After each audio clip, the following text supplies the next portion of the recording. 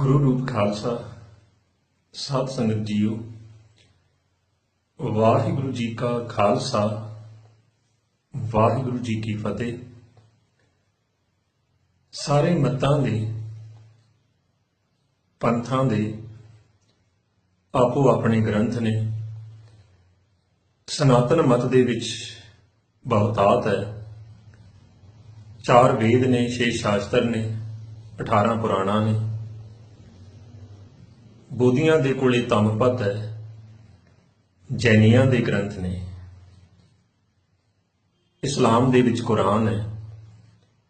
ਈਸਾਈਆਂ ਦੇ ਕੋਲੇ ਬਾਈਬਲ ਹੈ। ਸਿੱਖਾਂ ਦੇ ਕੋਲੇ ਗੁਰ ਉਪਦੇਸ਼ ਗੁਰੂ ਗ੍ਰੰਥ ਸਾਹਿਬ ਮਹਾਰਾਜ ਦੀ ਬਾਣੀ ਹੈ। ਸਭ ਤੋਂ ਸਿਰਮੌਰ ਗੁਰੂ ਨੇ। ਇਹਨਾਂ ਦੇ ਨਾਲ ਮਨੁੱਖ 2 ਤਰੀਕਿਆਂ ਦੇ ਕਰਕੇ ਜੁੜ ਸਕਦਾ ਹੈ ਔਰ ਜੁੜਦਾ ਹੈ। ਜੋ ਮਨੁੱਖ ਕੇਵਲ ਅਕਲ ਜੋੜਦਾ ਹੈ, ਪੜ੍ਹਦਾ ਹੈ, ਇਹ ਮਨੁੱਖ ਪੰਡਤ ਹੋ ਜਾਂਦਾ ਹੈ। ਪੰਡਾ ਨਾਮ ਹੈ ਬੁੱਧੀ ਦਾ। ਭਗਤ ਗੁਰੂ ਦੇ ਨਾਲ, ਧਾਰਮਿਕ ਉਪਦੇਸ਼ਾਂ ਦੇ ਨਾਲ ਹਿਰਦਾ ਜੋੜਦਾ ਹੈ ਔਰ ਉਹ ਪੰਡਤ ਦੇ ਨਾਲੋਂ ਜ਼ਿਆਦਾ ਸਾਧਨਾ ਕਰਦਾ ਹੈ। ਪੰਡਤ ਕੇਵਲ ਪੜ੍ਹਦਾ ਹੈ, ਉਹ ਪੜ੍ਹਦਾ ਵੀ ਹੈ ਤੇ ਸੁਣਦਾ ਵੀ ਹੈ। ਪੰਡਤ ਸਾਧਨਾ ਥੋੜੀ ਕਰਦਾ ਹੈ, ਕੇਵਲ ਪੜ੍ਹਦਾ ਹੈ ਔਰ ਜਾਣਦਾ ਹੈ ਝਗੜਿਆਂ ਨੂੰ। ਭਗਤ ਆਖਦੇ ਨੇ, ਕਬੀਰ ਜੀ ਆਪਣੀ ਸਾਧਨਾ ਬਿਆਨ ਕਰਦੇ ਆ, ਵਿਦਿਆ ਨਹੀਂ ਪਰੋਂ ਬਾਦ ਨਹੀਂ ਜਾਣ, ਹਰ ਗੁਣ ਕਥਤ ਸੁਨਤ ਬਉਰਾਂ। ਮੈਂ ਪਰਮਾਤਮਾ ਦੇ ਗੁਣਾਂ ਨੂੰ ਉਚਾਰਨ ਕਰਦਾ ਤੇ ਸੁਣਦਾ। ਜਗਤ ਮੈਨੂੰ ਬੌਰਾ ਆਖਦਾ ਔਰ ਭਗਤ ਨੂੰ ਕੋਈ ਵੀ ਫਰਕ ਨਹੀਂ ਪੈਂਦਾ। ਕੋਈ ਆਖੈ ਭੂਤਨਾ, ਕੋ ਕਹਿ ਬੇਤਾਲਾ, ਕੋਈ ਆਖੈ ਆਦਮੀ ਨਾਨਕ ਵਿਚਾਰਾ। ਗੁਰੂ ਨਾਨਕ ਦੇਵ ਜੀ ਮਹਾਰਾਜ ਵੀ ਆਖਦੇ ਨੇ, ਕੋਈ ਭੂਤਨਾ ਕਹਿੰਦਾ, ਕੋਈ ਬੇਤਾਲਾ ਕਹਿੰਦਾ, ਕੋਈ ਆਦਮੀ ਆਖਦਾ। ਭਇਆ ਦੀਵਾਨਾ ਸ਼ਾਹ ਕਾ, ਨਾਨਕ ਬਉਰਾਨਾ।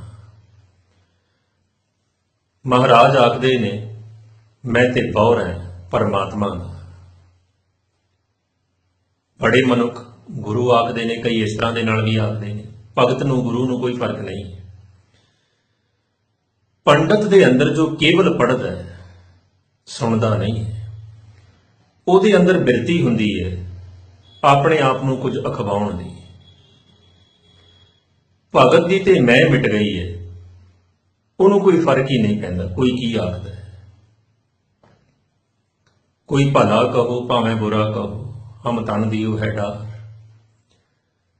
ਪੰਡਤ ਨੂੰ ਹੁੰਦਾ ਹੈ, ਪੰਡਤ ਅਖਾਏ, ਉਹਦੇ ਅੰਦਰ ਆਪਣੇ ਆਪ ਨੂੰ ਕੁਝ ਅਖਵਾਉਣ ਦੀ ਬਿਰਤੀ ਹੁੰਦੀ ਹੈ। ਭਾਈ ਰਣਜੀਤ ਸਿੰਘ ਜੀ ਢੱਡਰੀਆਂ ਵਾਲੇ, ਉਹਨਾਂ ਨੇ ਨਵਾਂ ਵਿਵਾਦ ਛੇੜਿਆ ਕਾਫੀ ਲੰਬੇ ਸਮੇਂ ਦਾ, ਸੰਤ ਤੇ ਭਾਈ ਦਾ। ਉਹ ਆਖਦੇ ਨੇ, ਮੈਂ 18 ਸਾਲ ਸੰਤ ਰਿਹਾ, ਬਾਬਾ ਰਿਹਾ, ਹੁਣ ਮੈਂ ਭਾਈ ਬਣ ਗਿਆ, ਮੈਨੂੰ ਭਾਈ ਆਖੋ। ਬਾਕੀਆਂ ਨੂੰ ਵੀ ਆਖਦੇ ਨੇ, ਤੁਸੀਂ ਵੀ ਆਪਣੇ ਆਪ ਨੂੰ ਭਾਈ ਅਖਵਾਓ। ਭਾਈ ਸਾਹਿਬ, ਜਿਹੜਾ ਵੀ ਮਨੁੱਖ ਧਾਰਮਿਕ ਸਾਧਨਾ ਦੇ ਵਿੱਚ ਸਫਲ ਹੋ ਜਾਂਦਾ ਹੈ, ਉਹਦੇ ਅੰਦਰ ਕੋਈ ਅਖਵਾਉਣ ਦੀ ਆਪਣੇ ਆਪ ਨੂੰ ਬਿਰਤੀ ਨਹੀਂ ਹੁੰਦੀ। ਉਹ ਇਸ ਤਰ੍ਹਾਂ ਦੇ ਨਾਲ ਨਹੀਂ ਕਹਿੰਦਾ ਫਿਰਦਾ। ਔਰ ਕੇਵਲ ਨਾਮ ਦੇ ਬਦਲਣ ਦੇ ਨਾਲ ਕੀ ਫਰਕ ਪੈ ਜਾਏਗਾ। ਭਾਈ ਅਖਵਾ ਵੀ ਲਿਆ, ਭਾਈ ਦੀ ਵੀ ਅਵਸਥਾ ਹੈ ਬਰਾਬਰ ਦੀ। ਕਿਆ ਭਾਈ ਅਖਵਾਉਣ ਵਾਲਾ ਸਾਰਿਆਂ ਨੂੰ ਬਰਾਬਰ ਮੰਨਣ ਲੱਗ ਪਏ? ਕਿਆ ਸਾਰਿਆਂ ਦੇ ਨਾਲ ਬੈਠਣ ਲੱਗ ਪਏ? ਪੰਡਤ ਦੇ ਅੰਦਰ ਇਹ ਬਿਰਤੀ ਹੁੰਦੀ ਹੈ ਅਖਵਾਉਣ ਦੀ, ਭਗਤ ਦੇ ਅੰਦਰ ਨਹੀਂ। ਪੰਡਤ ਅਖਾਏ ਬਹੁਤੀ ਰਾਹੀ, ਬੜਿਆਂ ਰਾਹਾਂ ਤੇ ਚੱਲਦਾ, ਰਾਹ ਬਦਲਦਾ ਵੀ ਰਹਿੰਦਾ। ਜੈਸੇ ਤੁਸੀਂ ਬੜੇ ਰਸਤੇ ਬਦਲੇ ਨੇ। ਪਹਿਲਾਂ ਸਾਰੇ ਦੀਵਾਨਾਂ ਦੇ ਵਿੱਚ ਅਨੇਕਾਂ ਜਗ੍ਹਾ ਦੇ ਉੱਪਰ ਭੂਤਾਂ ਪ੍ਰੇਤਾਂ ਦੀਆਂ ਕਹਾਣੀਆਂ ਸੁਣਾਈਆਂ। ਸੰਤ ਈਸ਼ਰ ਸਿੰਘ ਜੀ ਰਾੜਾ ਸਾਹਿਬ ਵਾਲਿਆਂ ਦੀ, ਉਹਨਾਂ ਦੀ ਪ੍ਰੇਤ ਦੀ ਕਥਾ ਸੁਣਾਈ ਹੈ। ਮਸਕੀਨ ਜੀ ਦੀ ਤੁਸੀਂ ਕਥਾ ਸੁਣਾਈ ਹੈ ਵੀ ਕਥਾ ਕਰਦਿਆਂ ਇੱਕ ਬੀਬੀ ਦੇ ਅੰਦਰ ਇੱਕ ਮੁਸਲਮਾਨ ਬੋਲਿਆ। ਜਦੋਂ ਸੁਣਾਈ ਸੀ ਉਦੋਂ ਵੀ ਗਲਤ ਸੀ। ਉਹ ਘਟਨਾ ਕਥਾ ਦੇ ਵਿੱਚ ਨਹੀਂ ਵਾਪਰੀ। ਉਹ ਦਰਬਾਰ ਸਾਹਿਬ ਦੇ ਨੇੜੇ ਮਸਕੀਨ ਕੁਟੀਆ ਦੀ ਕਥਾ ਹੈ, ਘਟਨਾ ਹੈ। ਬੜੀਆਂ ਤੁਸੀਂ ਸੰਗਤਾਂ ਨੂੰ ਕਥਾ ਸੁਣਾਈਆਂ, ਬਾਅਦ ਦੇ ਵਿੱਚ ਰਸਤਾ ਬਦਲ ਲਿਆ। ਫਿਰ ਕਹਿਣ ਲੱਗ ਪਏ ਕਿ ਬੰਦਾ ਹੀ ਸੁਧਰ ਕੇ ਦੇਵਤਾ ਹੈ, ਬੰਦਾ ਹੀ ਵਿਗੜ ਕੇ ਭੂਤ ਹੈ। ਫਿਰ ਭਾਈ ਸਾਹਿਬ ਸੰਤ ਈਸ਼ਰ ਸਿੰਘ ਰਾੜਾ ਸਾਹਿਬ ਵਾਲਿਆਂ ਨੇ ਅਗਰ ਬੰਦਾ ਹੀ ਵਿਗੜ ਕੇ ਹੈ, ਫਿਰ ਉਹ ਬੰਦੇ ਦੇ ਵਿੱਚ ਕੀ ਸੀ? ਜਾਂ ਮਸਕੀਨ ਜੀ ਦੀ ਜਿਹੜੀ ਤੁਸੀਂ ਕਥਾ ਸੁਣਾਈ ਹੈ, ਉਸ ਕਥਾ ਦਾ ਕੀ ਹੈ?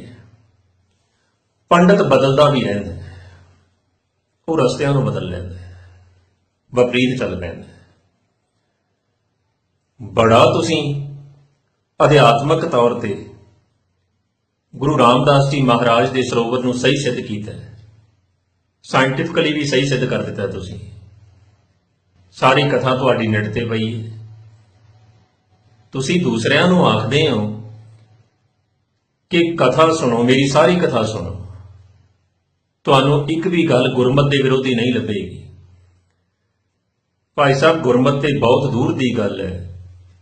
ਤੁਹਾਡੀਆਂ ਗੱਲਾਂ ਨੈਟ ਦੇ ਉੱਪਰ ਤੁਹਾਡੇ ਹੀ ਵਿਰੋਧੀ ਨੇ। ਕਦੀ ਅਧਿਆਤਮਕ ਤੌਰ ਤੇ, ਸਾਇੰਟੀਫਿਕਲੀ ਤੌਰ ਤੇ ਸਰੋਵਰ ਨੂੰ ਸਹੀ ਸਿੱਧ ਕਰਨਾ। ਬਈ ਸਰੋਵਰ ਦੇ ਵਿੱਚ ਜਪਣ ਵਾਲੇ ਪੁਰਸ਼ ਇਸ਼ਨਾਨ ਕਰਦੇ ਨੇ, ਉਹਨਾਂ ਦਾ ਇਹ ਅਸਰ ਬਣਦਾ ਹੈ ਜਦੋਂ ਕੋਈ ਪਰੇਸ਼ਾਨ ਬੰਦਾ, ਮਹਾ ਅਸ਼ਾਂਤ ਬੰਦਾ ਉਸ ਸਰੋਵਰ ਦੇ ਵਿੱਚ ਇਸ਼ਨਾਨ ਕਰਦਾ ਹੈ, ਇੱਕਦਮ ਸ਼ਾਂਤ ਹੋ ਜਾਂਦਾ, ਚਿੰਤਾ ਉਹਦੀ ਸਾਰੀ ਖਤਮ ਹੋ ਜਾਂਦੀ ਹੈ। ਇਹ ਕਥਾ ਤੁਸੀਂ ਸੰਗਤਾਂ ਨੂੰ ਸੁਣਾਈ ਹੈ। ਬਾਅਦ ਦੇ ਵਿੱਚ ਕਹਿਣਾ ਸਰੋਵਰ ਦੇ ਵਿੱਚ ਇਸ਼ਨਾਨ ਦੇ ਨਾਲ ਤੇ ਕੋਈ ਰੋਗ ਠੀਕ ਹੀ ਨਹੀਂ ਹੁੰਦਾ, ਸਰੋਵਰ ਤੇ ਕਿੰਤੂ ਪ੍ਰੰਤੂ ਕਰਨਾ। ਪੰਡਤ ਅਖਾਏ ਬਹੁਤੀ ਰਾਹੀ ਕੋਰੜ ਮੋਠ ਜਨਿਆ। ਇਹ ਪੜਨ ਵਾਲੇ ਦੀ ਅਵਸਥਾ ਬਣਦੀ ਹੈ ਜੋ ਕੇਵਲ ਪੜਨ ਤੇ ਰੁਕੇ। ਫਿਰ ਤੁਸੀਂ ਆਖਦੇ ਹੋ ਕਿ ਸਾਰੇ ਹੀ ਰੰਗ ਠੀਕ ਨੇ, ਸਾਰੇ ਰੰਗ ਪਾ ਲੈਣੇ ਚਾਹੀਦੇ ਨੇ, ਪਰ ਤੁਹਾਡੇ ਚੋਲੇ ਦੇ ਔਰ ਦਸਤਾਰ ਦੇ ਬੜੇ ਰੰਗ ਤਬਦੀਲ ਹੁੰਦੇ ਨੇ। ਪਰ ਭਾਈ ਸਾਹਿਬ, ਅਗਰ ਸਾਰੇ ਰੰਗ ਪਰਮਾਤਮਾ ਨੇ ਬਣਾਏ ਨੇ, ਪਾ ਲੈਣੇ ਚਾਹੀਦੇ ਨੇ। ਮੁੰਦੇ ਸੋਹਾ ਪਰ ਹਰੋ, ਫਿਰ ਗੁਰੂ ਇਸ ਵਾਸਤੇ ਇਹ ਉਪਦੇਸ਼ ਕਿਉਂ ਦੇ ਰਹੇ ਨੇ?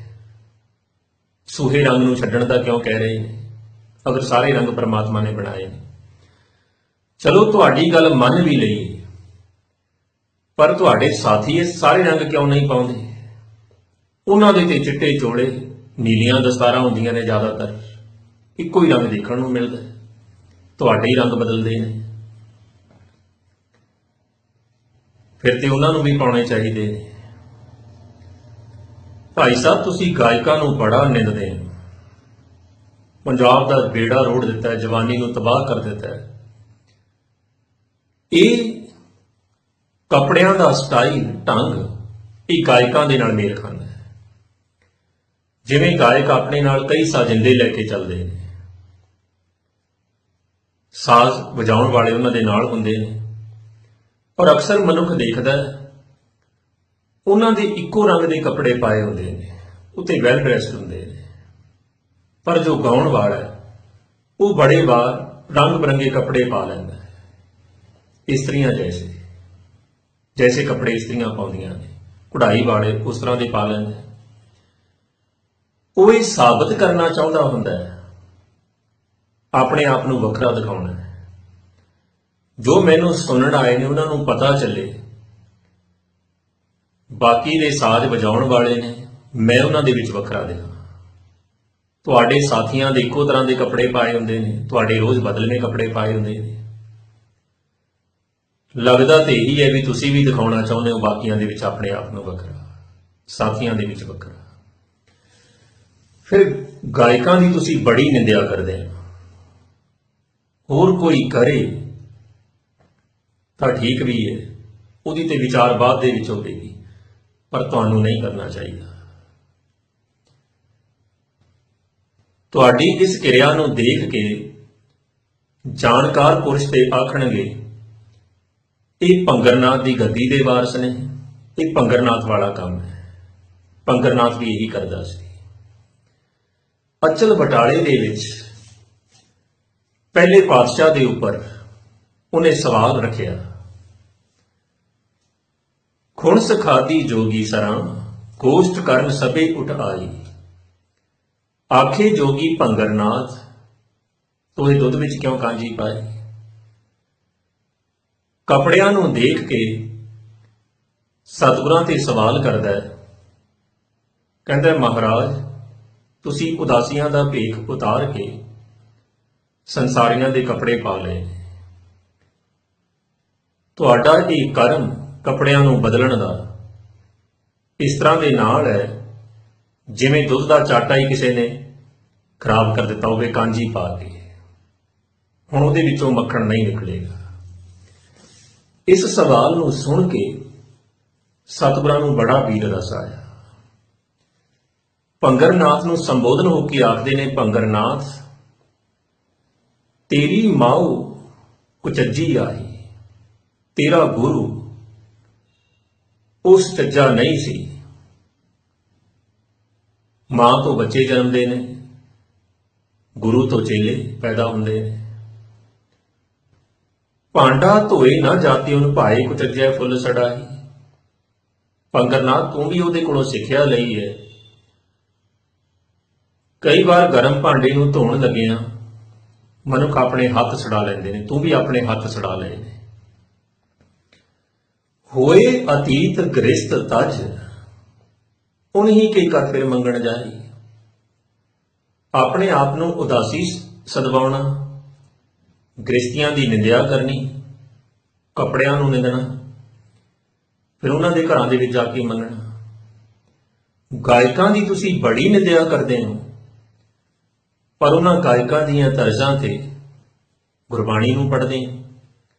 ਹਰ ਜੁਗ ਜੁਗ ਭਗਤ ਉਪਾਇਆ, ਪੈਜ ਰੱਖਦਾ ਆ ਰਾਮ ਰਾਜੇ।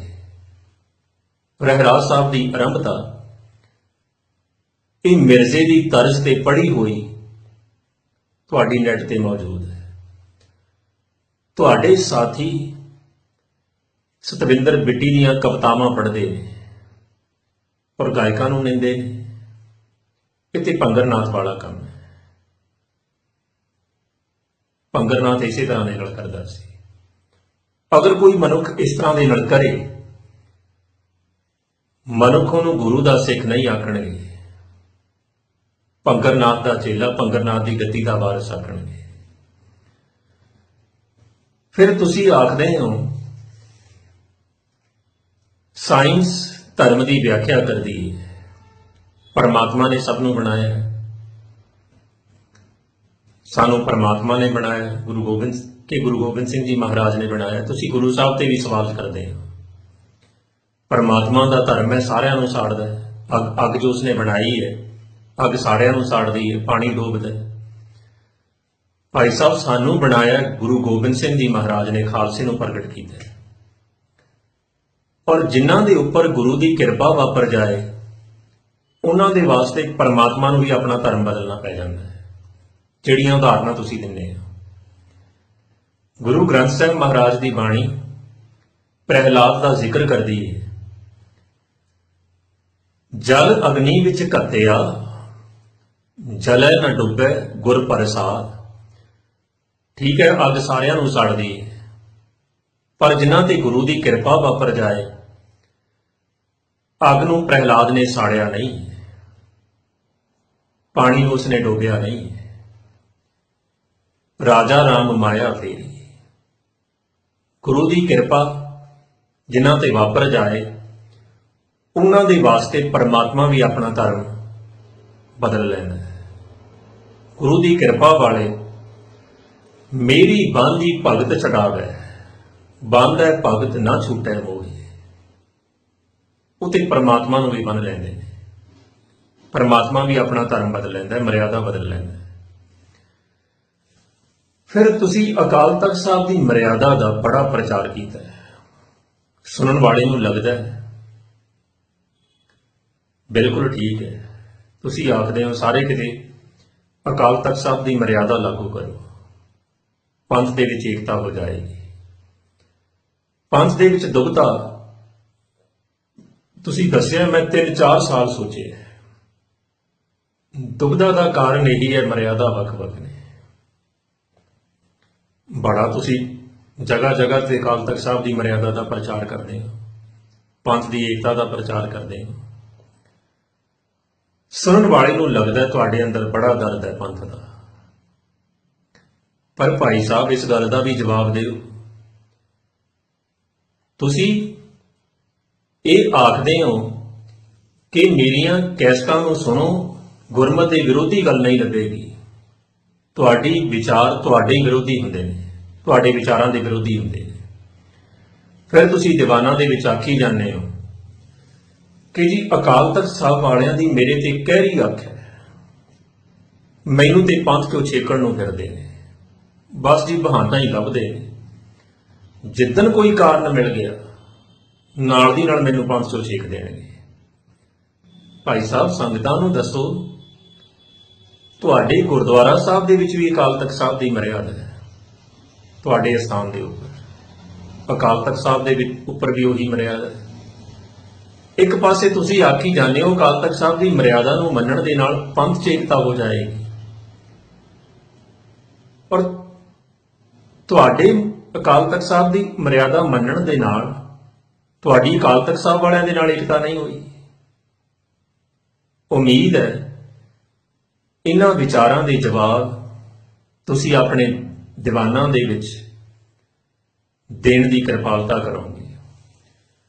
ਵਾਹਿਗੁਰੂ ਜੀ ਕਾ ਖਾਲਸਾ, ਵਾਹਿਗੁਰੂ ਜੀ ਕੀ ਫਤਿਹ।